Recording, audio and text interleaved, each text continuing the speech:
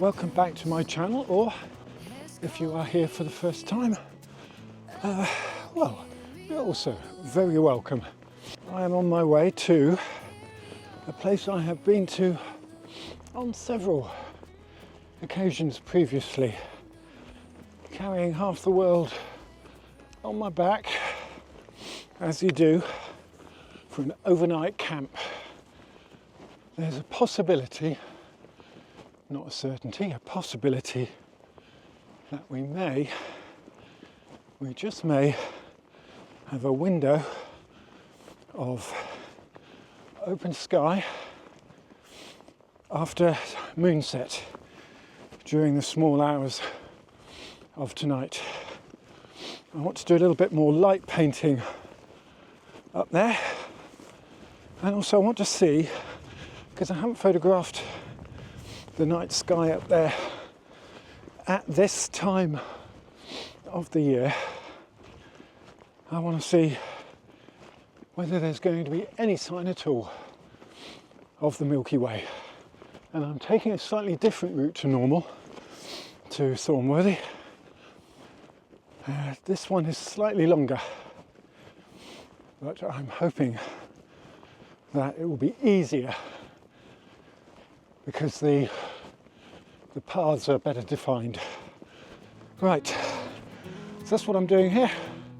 If you're up for that, stick around and I'll catch you when I'm setting up camp. This quiet place has called me here. Uphill I'll carry all the load.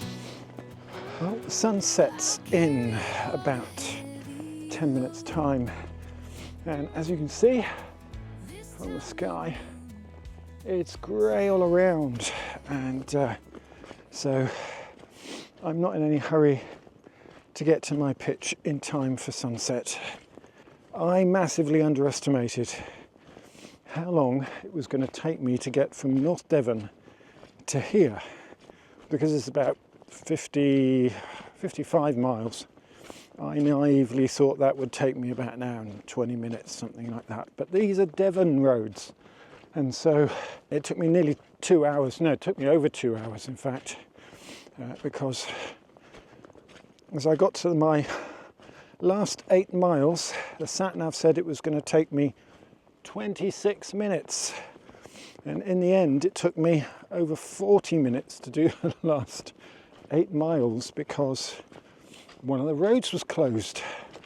Well, as bad ideas go, it turns out the alternative route was way up there, and I ended up having to go through, being forced to go through a really, really wet bog, basically. So that topped over my boots, and so I've got super wet feet now. I think I've got some spare socks. I'm hoping I have some dry socks in with the kit. I've got some hand warmers and I'll put those inside my boots during the night to try and dry them out. But yeah, not clever. Not a good idea. I'm going to take the direct route back in the morning. This quiet place has called me here. Uphill I'll carry all the load. I'll carry all Yeah, that was a bit of a late evening, really, late start. Anyway, tonight's little cordon bleu recipe is a egg fried rice meal mixed with a tin of tuna, and I'm definitely ready for this. My hope is that probably about 1:30, 2 o'clock, something like that. I think I'll need to check the times of the moon going down, the moon setting, that we might have some clear sky overhead. So I shall be poking my head out the tent in the middle of the night just to see whether or not that has happened. It is about 2 a.m, just after, and yeah, we have really clear skies, which is great. Does mean I'm going to have to get out of my nice warm tent and into the cold. It's very cold. I eye rate is well below 0. And the main problem with that isn't so much the cold, because normally I've got all the gear to cope with that. There's two things. One, I've got really wet boots because of the trip up here. So I'm going to have to put my feet inside some of my dry bags that I use for equipment, I think, and then put them in the boots. So even so, I'm going to get cold feet. The second issue is I'm going to get really cold hands, and that's because in the rush to get, because I was travelling late, and it was all a bit of a rush, I forgot to put in a couple of things in the bag. One was cloths for drying things out, and we are likely to get condensation on the camera lenses because of the temperature. The second problem is that I have no gloves. I have left my gloves, both pairs of gloves, in the van, and that's really not going to be funny, not in these temperatures. So I'm going to give it a go though, because I can't miss this opportunity. So I'm going to crack on. The moon sets at 2:50 something. By the time I've sorted things out, it's pretty much going to be out of view.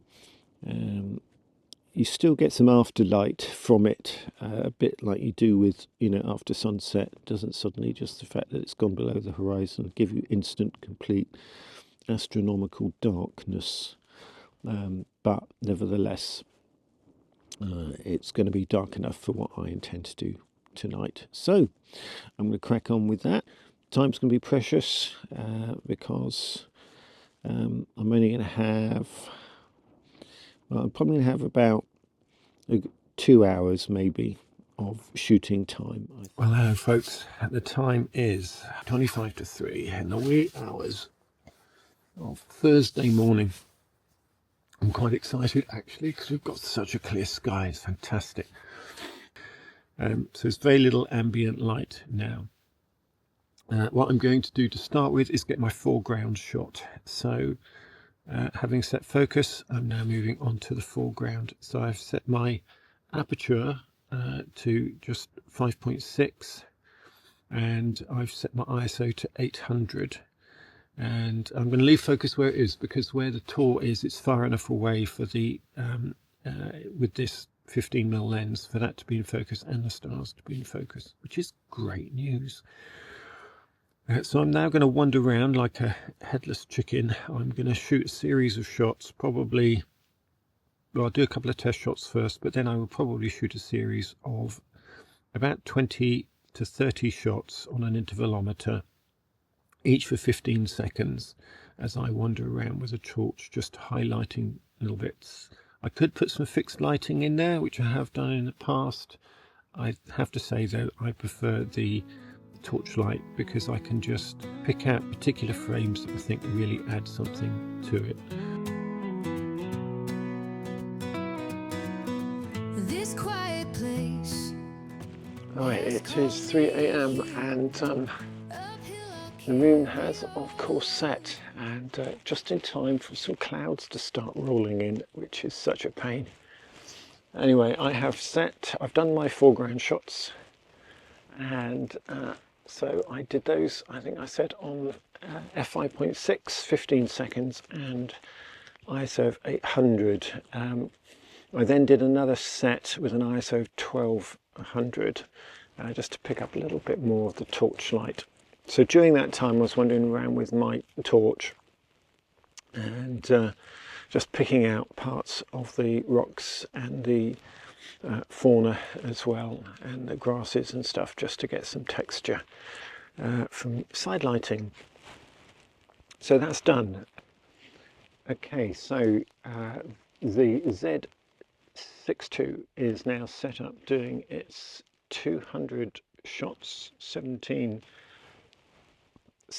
intervals, so it's 2 seconds extra so for each shot. So That gives it time to write to the card. So you get 15 seconds of shooting time, 2 seconds of time for the camera to do its thing and save the shot, making a total of 17 seconds. And it's going to do that 200 times, and hopefully the lens is not going to fog up. Okay, so both cameras now are set up doing their thing, doing their time lapses.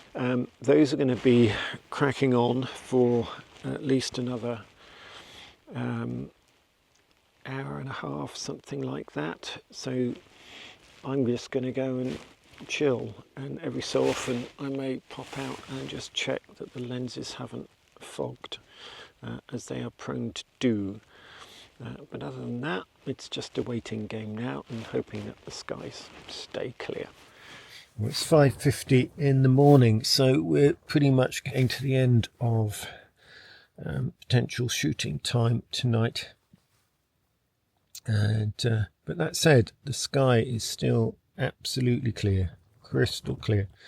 Now, sadly, the second camera that I set up, for some reason, I really don't know what, the intervalometer, it didn't work. So I just didn't get the shots that I wanted. So I set that going again for another 100 odd shots to go with the foregrounds that I shot earlier. So I might not get a star trail, but I'll at least have some stills. It is properly cold now, and there is a nice layer of ice on the tent. Now, the camera that that wasn't working earlier was completely frosted up. The problem is that when it's this cold, when you wipe the lens surface, what happens is that the condensation that you spread around just immediately freezes on the lens. Now, because of my past experiences with that lens, I have not put a lens warmer on it, because what happens then is it gets condensation on the inside of the lens, and that's no good either. That's just the end of your shooting. So it's the better of two evils at the moment. I'm just going to go and have another hour or so of sleep time, and catch up with you when it's daylight. Just famous light of stars and stars. So many strong, beyond the count of any man. No moon above, just famous light of stars and stars and stars. So many strong, beyond the count of any man.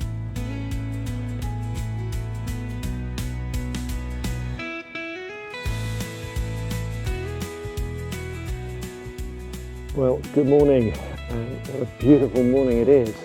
Look at this place. It's absolutely gorgeous. Wow. Oh wow. But it is freezing. It's very, very cold. I need something warm inside of me. This morning it's porridge. You can tell I haven't camped for ages because there are so many things I didn't bring a cup, for example, which is a bit daft, but I could, I guess, have a coffee in my porridge cup once I've finished it. Let's see what we've got, shall we? I don't know how old this is, but it's a Nescafe flat white. Looks terrible. This quiet place has called me here. Uphill I'll carry all the load. I'll carry all the heavy load. This time no moon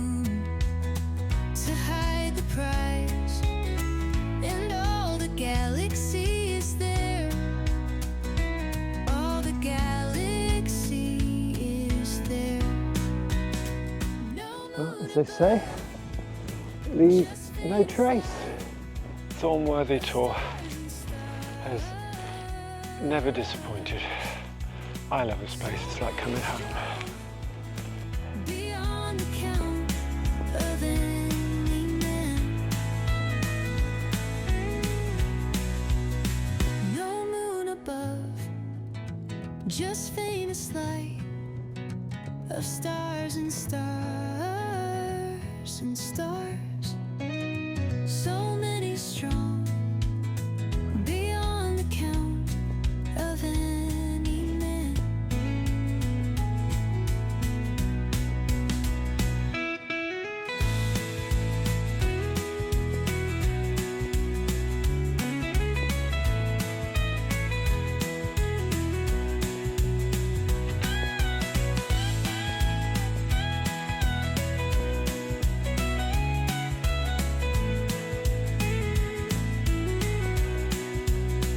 No moon above, just faintest light of stars and stars,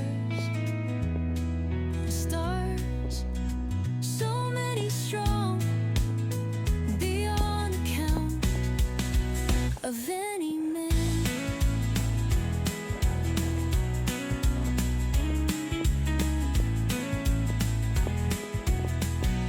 Yeah, I have to say, this is the wettest I've seen it underfoot here. It really is. And it's been very difficult to find a path in places. So as you might have seen back there, if I can put the footage together in some sort of sensible form, it took me a little while to find my way through that bit of boggy land there. But it is so beautiful. I'm loving being out here this morning. It's fantastic. This quiet place has called me here. Uphill I'll carry all the load. I'll carry all the heavy load. This time no more. Thank you so much for joining me on this little outing. I have loved it. It has been full of little challenges. What's life without a little bit of a challenge though, eh? And I have to say, it's definitely one of my colder camps. And